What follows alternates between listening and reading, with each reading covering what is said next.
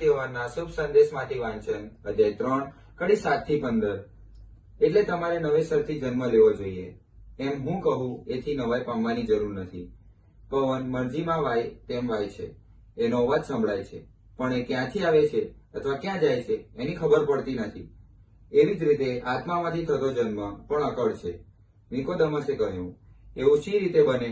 ઈસુએ કહ્યું, ઇઝરાયલનો ગુરુ થઈને તને આટલી ખબર નથી?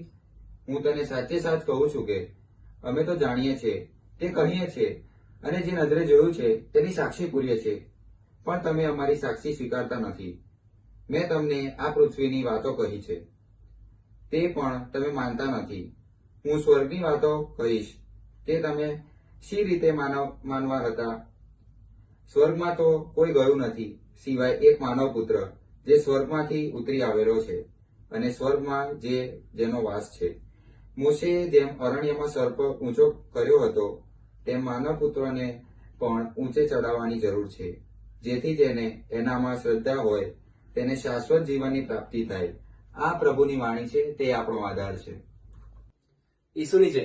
વાલા ધર્મજનો, ગઈકાલના શુભ સંદેશને આગળ વધારતા આજના શુભ સંદેશમાં ઈસુ નિકોદેમસ સાથે વાત કરે છે, અને વાત શાશ્વત જીવનની પ્રાપ્તિની છે, અર્થાત નવી રીતે સજીવન થવાની. રણમાના ગ્રંથમાં 21મા અધ્યાયમાં જ્યારે ઇઝરાયેલીઓ પ્રભુ વિરુદ્ધ અને મોશેની વિરુદ્ધ બોલે છે કે તું શું કરવા અમને અહીંયા રણમાં લઈ આવ્યો, મરવા માટે? અને ત્યારે પ્રભુ તેમની વચ્ચે ઝેરી સાપ મોકલે છે, અને ઝેરી સાપના કરડવાથી ઘણા ઇઝરાયેલીઓ મૃત્યુ પામે છે. ત્યારે ઇઝરાયેલીઓ વિનંતી કરે છે મોશેને કે મોશે તું પ્રાર્થના કર કે અમે બચી જઈએ. ત્યારે મોશે પ્રાર્થના કરે છે અને પ્રભુ તેને કહે છે કે એક કાંસાનો સાપ બનાવ અને ધ્વજ દંડ ઉપર મૂક. જે લોકો એને જોશે તે લોકો બચી જશે.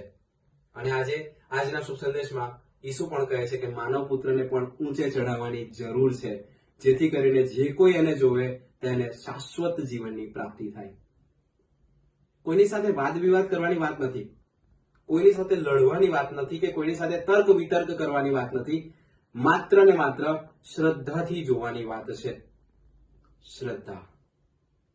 મારા વાલા ધર્મજનો, એ ઊંચે ચડાવવાની વાત અર્થાત ક્રૂસની વાત.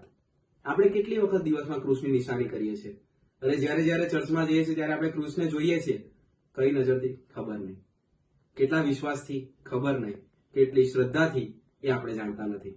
પણ પ્રભુ આજે ચોખવટ કરે છે કે જે શ્રદ્ધાથી જુએ છે તેને ચોક્કસ શાશ્વત જીવનની પ્રાપ્તિ થાય છે. મારા વાલા ધર્મજનો, ચાલો પ્રભુને વિનવણી કરીએ કે પ્રભુ આપણને આપણા હૃદયને સાચી શ્રદ્ધાથી ભરે.